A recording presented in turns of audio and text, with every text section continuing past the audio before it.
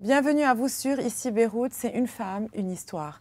J'ai le plaisir de recevoir toutes les semaines une femme libanaise au parcours remarquable. Notre invitée de la semaine est une femme courage, une mère courage. J'ai le plaisir d'avoir aujourd'hui avec moi en studio Dial Alfil, fondatrice de l'association Tamanna et de Beit Tamanna.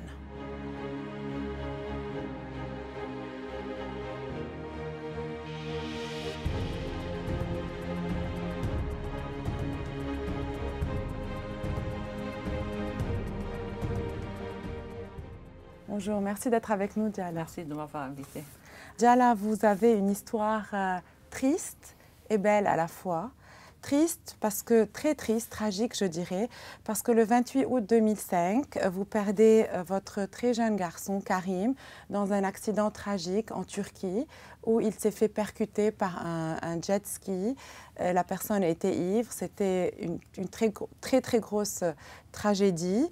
Il vous a fallu du temps pour en sortir. Vous vous battez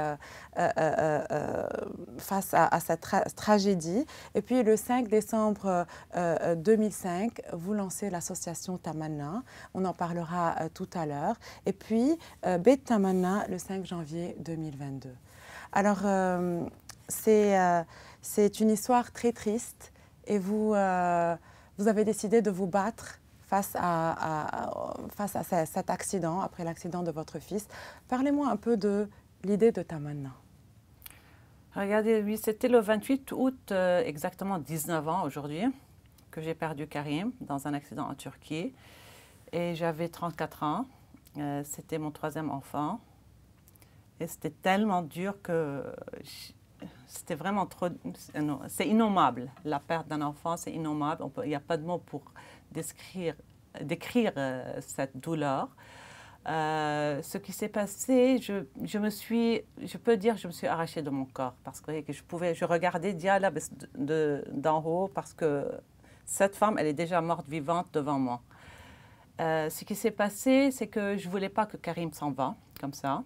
J'ai tout fait pour garder son nom présent sur Terre. J'ai commencé par planter un arbre dans son école à l'IC, par faire une banque en face de la mer parce qu'il est parti, la mer a pris mon fils. Et puis, c'était pas assez. Puis, je me suis dit, non, le sourire de Karim doit rester quelque part. Avec l'aide de personnes de ma famille et de mes amis, avec mon psychanalyste aussi, qui m'avait trop aidé à m'a poussé. Parce que ce qui s'est passé, on a perdu Diala en même temps que Karim. J'ai perdu mon sourire, j'ai perdu le joie de vivre, j'ai perdu trop de choses. Alors, on a travaillé sur ça. Et je n'avais pas cru que Tamanna allait aller tellement loin.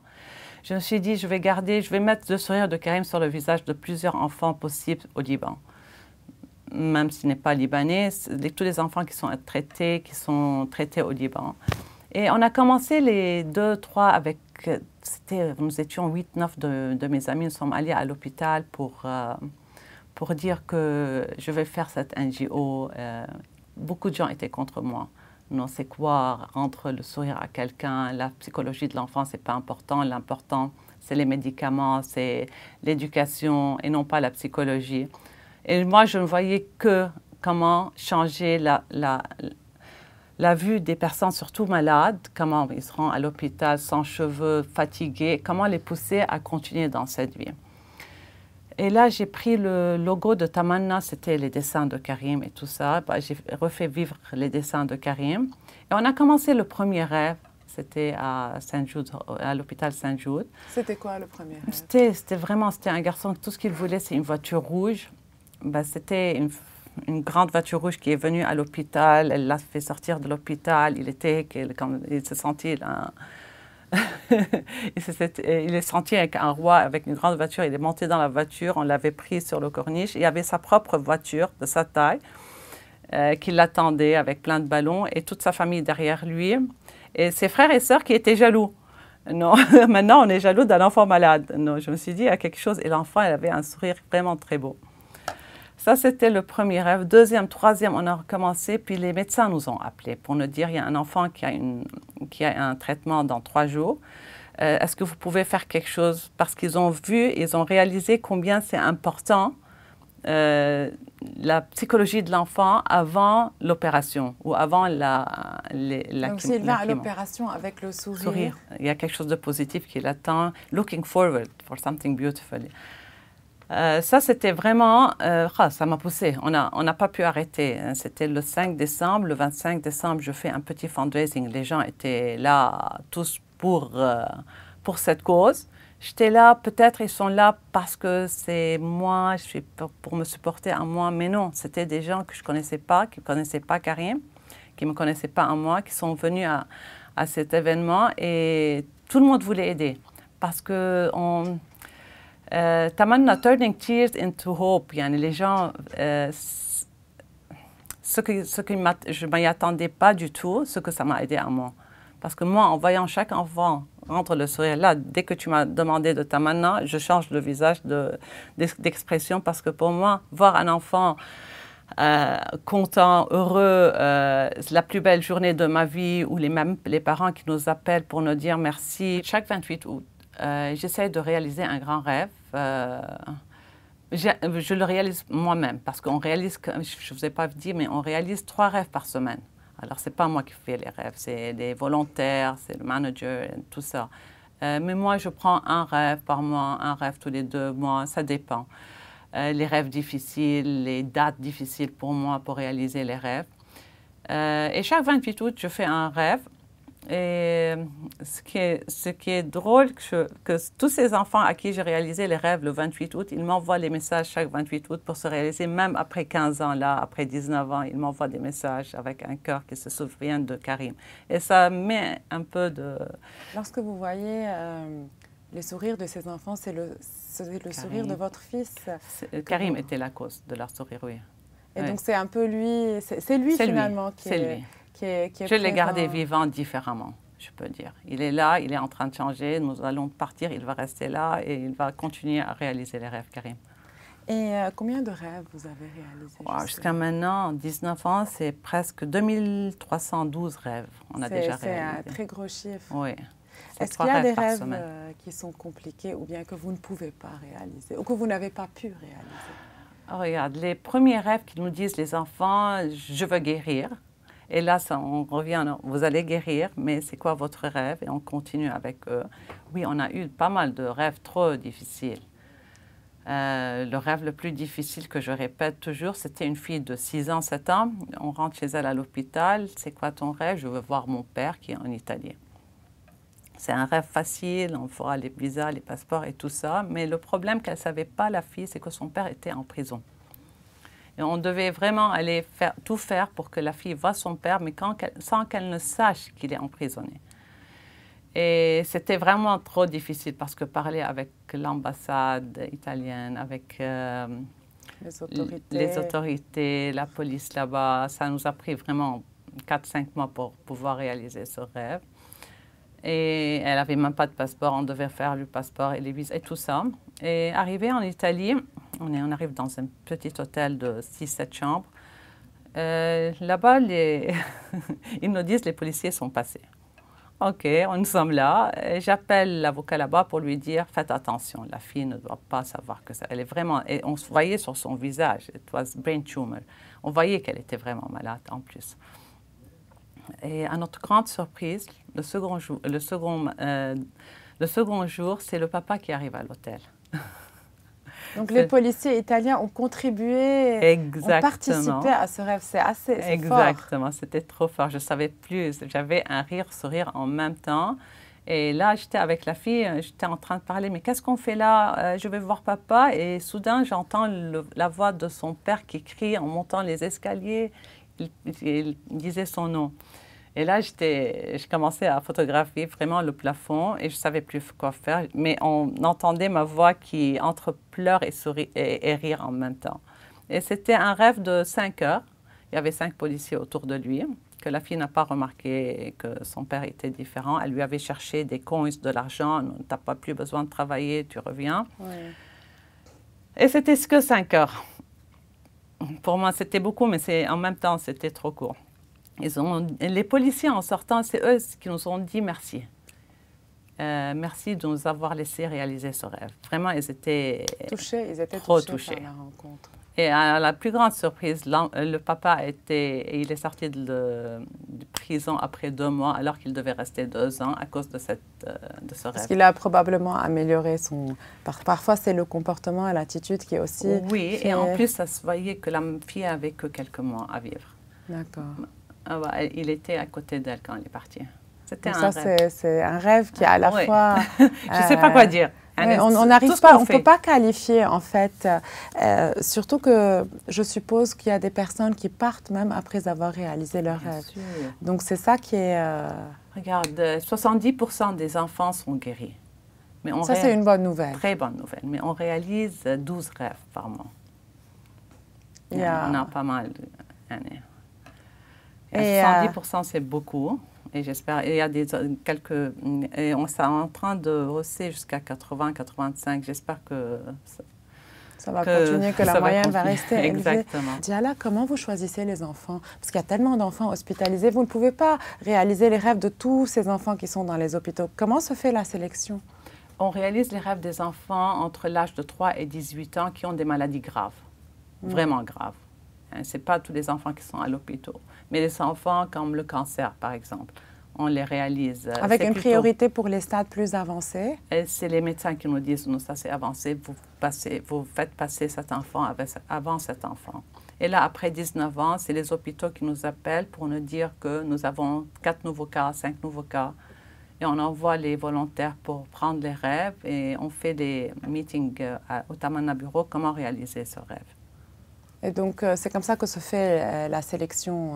Oui, c'est tous les enfants qui sont hospitalisés au Liban. Ils n'ont même pas à être libanais. On a des Irakiens, Syriens, Palestiniens et bien sûr 80% libanais.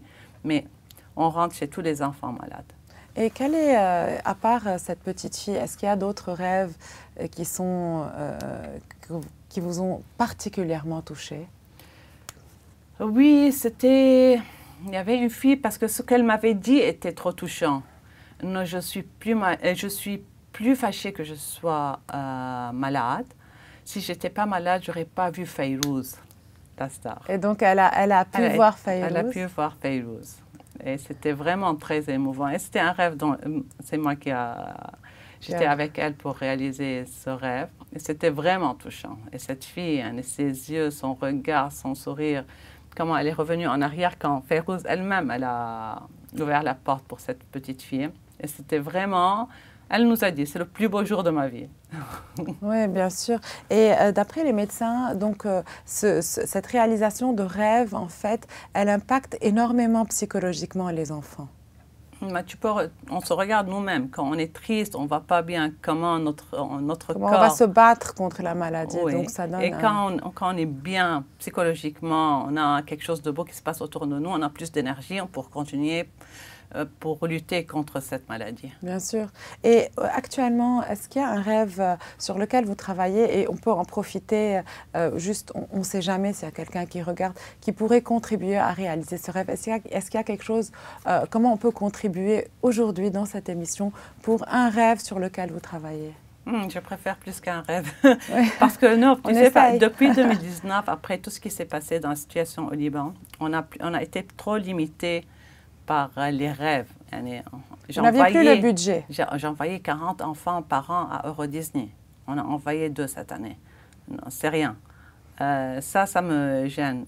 Tamana est divisé en 4 catégories. Il y a des enfants qui rêvent d'aller dans des endroits, je vais visiter les pyramides, Euro Disney, la Turquie, Abu Dhabi. Ça dépend. Là, derrière moi, il y a Euro Disney. Un rêve qui était plus ou moins facile avant la crise. Là, derrière moi, on peut voir avec on voit Cristiano Ronaldo. Bien sûr. Ça, c'est les enfants qui aiment aller dans des endroits. I love to go. I love to be a pilot. Je veux être pilote. Il y a des enfants, leur rêve, c'est de conduire des hélicoptères ou monter dans un avion et être un co-pilot. On a déjà réalisé plein de rêves comme ça. Ou être policier. Ils passent la journée comme policier avec la police ou pompiers. Il y a des enfants qui rêvent d'avoir on a beaucoup d'ordinateurs, d'avoir des objets matériels. Oui, mais on essaie d'ajouter quelque chose à ça. pour moi, ce n'est pas un rêve. C'est OK, on vous donne. C'est un cette besoin idée. matériel. Mais qu'est-ce que vous voulez de plus? Par exemple, le garçon qui voulait une moto, on va les voir après. Avec les Harley Davidson, il y a tout le groupe Harley Davidson à Beyrouth qui ont défilé devant lui, il est monté derrière eux avant d'avoir sa propre moto. Et la quatrième catégorie, ça sera laquelle? Je ne sais pas. I love to go, I love to be, I love to meet someone. On a vu Cristiano Ronaldo, on a eu Fayrouz, on a eu beaucoup de stars, des acteurs, des politiciens même, surtout en 2005-2006, c'était que des politiciens. Ils changeaient de couleur entre orange et bleu, et là... Les stars, est-ce qu'elles étaient réceptives lorsque vous envoyez des demandes comme ça? Trop. Et ils disent merci. On peut pas dire non à un rêve d'enfant, que mon rêve, c'est de vous voir. C'est directement, d'habitude. Surtout un enfant malade. Exactement. Il y a les acteurs qui viennent à l'hôpital, dans les hôpitaux pour voir cet enfant. Des fois, ils partent avec eux pour un déjeuner, une longue journée. Ça dépend. Et alors, un rêve auquel on peut contribuer actuellement? Je peux t'envoyer la liste maintenant. Regarde, pendant 19 ans, c'est les rêves qui se répètent. Oui. On va faire Euro Disney. Ça me manque parce que ces enfants qui vont à Euro Disney, c'est des enfants qui n'ont jamais voyagé, qui n'ont jamais pris l'avion. Et c'est en même temps des vacances pour maman et fille ou fils.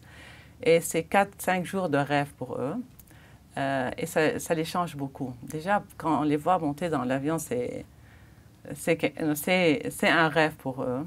Qu'est-ce qu'il y a d'autre? Donc c'est bien, on mettra là, pendant que vous me dites pour Euro Disney, le site ou la page de l'association pour que les personnes, si elles regardent, puissent contribuer. Et n'importe quelle somme peut faire une différence dans la vie d'un enfant malade. Ce n'est pas très compliqué d'envoyer un enfant à Euro Disney. Donc ce n'est pas une somme énorme. S'il y a quelques personnes qui contribuent, il y a déjà un enfant qui aura son rêve réalisé. Et c'est déjà une très grosse victoire. Exact. Aujourd'hui, vous me disiez que c'est très compliqué, la crise vous a énormément impacté. Et donc, vous créez Bet Tamanna en janvier 2022. Est-ce que vous pouvez un peu nous en parler? Oui, c'était 2019. Heureusement, j'avais pensé à ça avant. En 2006, j'avais commencé parce qu'il y a eu la guerre en 2006, puis la guerre en 2008. Et j'ai eu peur que Tamanna ne continue pas. Je voulais que Tamanna soit indépendante financièrement d'une manière ou d'une autre.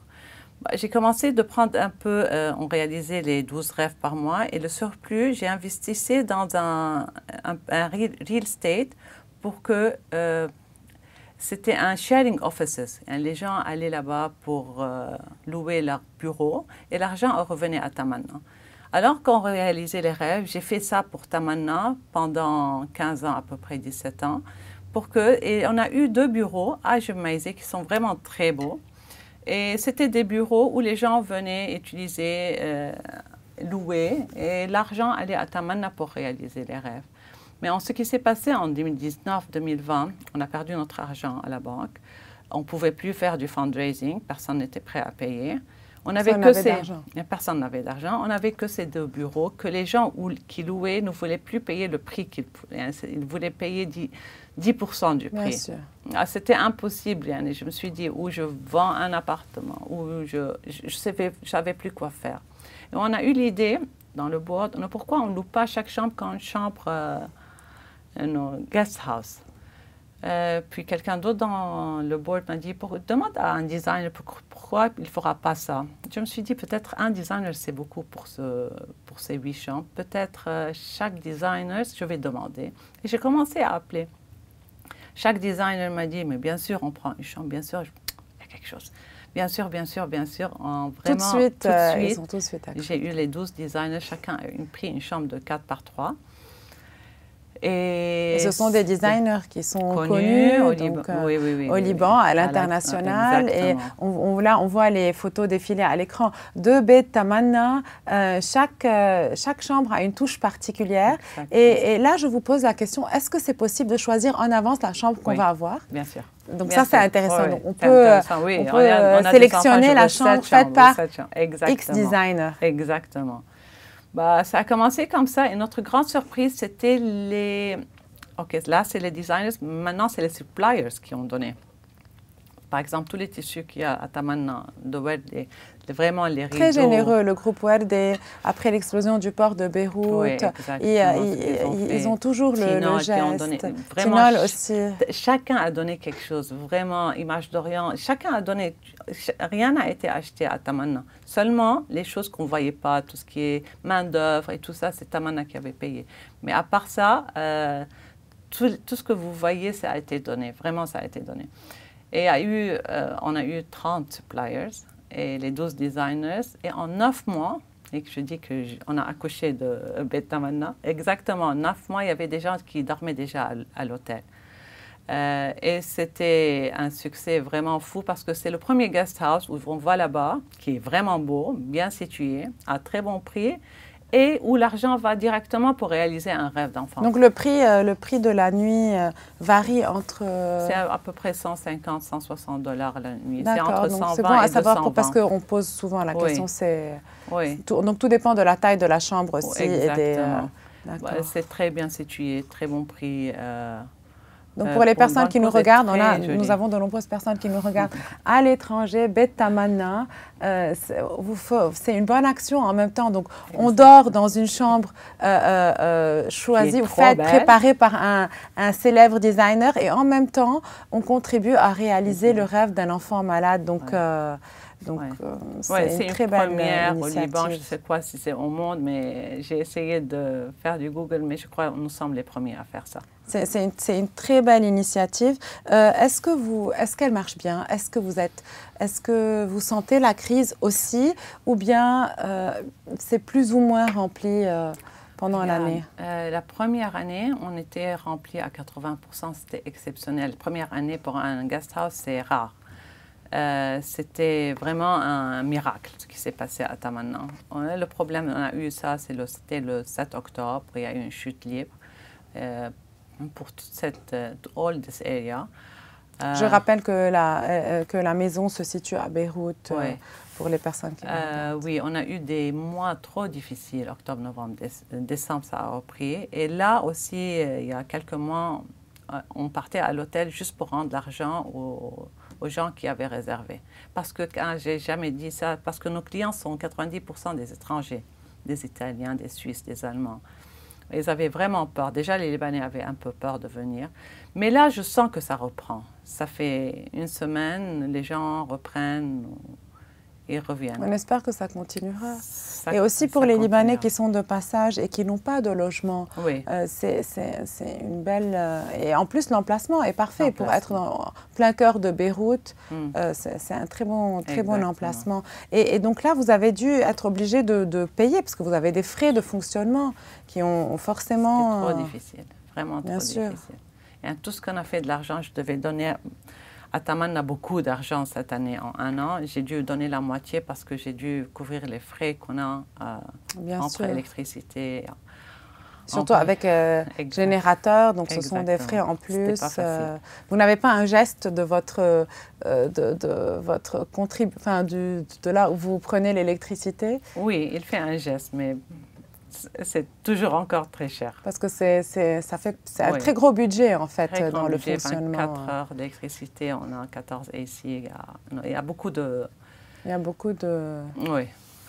Diala, comme je le disais au début, vous êtes une femme courage et on va revenir un peu sur vous, en fait. Vous êtes en pleine rémission d'un cancer. Il y a des femmes qui nous regardent, de nombreuses femmes comme vous ont bataillé, ont continué leur travail, à contribuer à leur faire gagner cette victoire face à la maladie.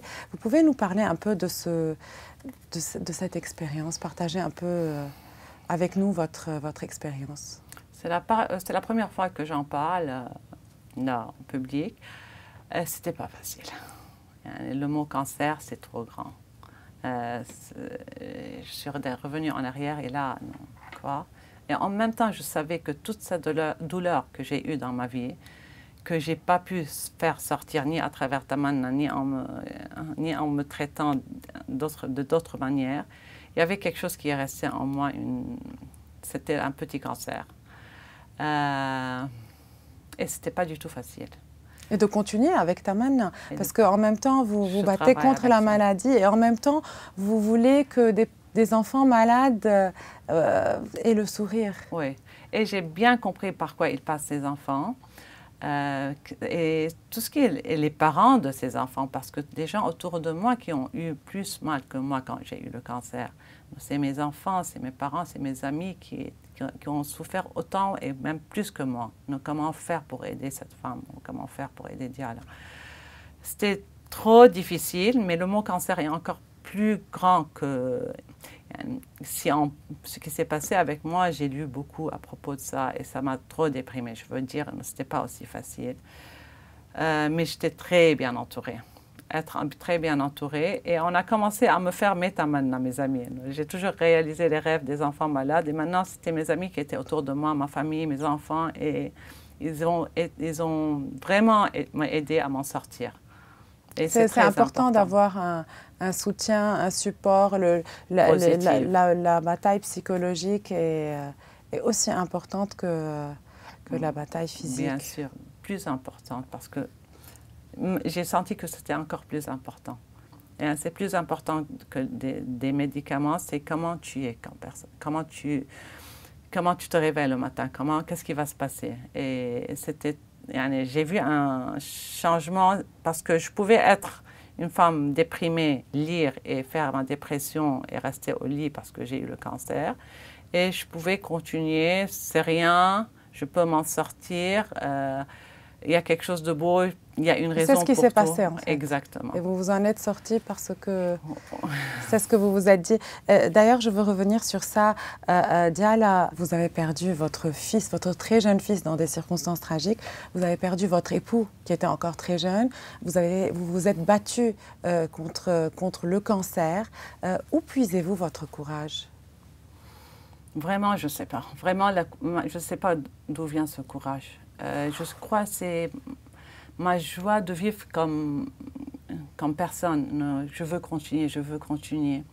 Mais comme dit Alfred de Musset, que l'homme est un apprenti, où la douleur est son maître, et nul ne se connaît tant qu'il n'a pas souffert. Et à chaque fois que je souffre, et je suis une nouvelle personne, qui regarde la vie différemment, qui aime la vie, qui aime plus la vie, mais qui est d'un autre angle que tous les gens voient ça.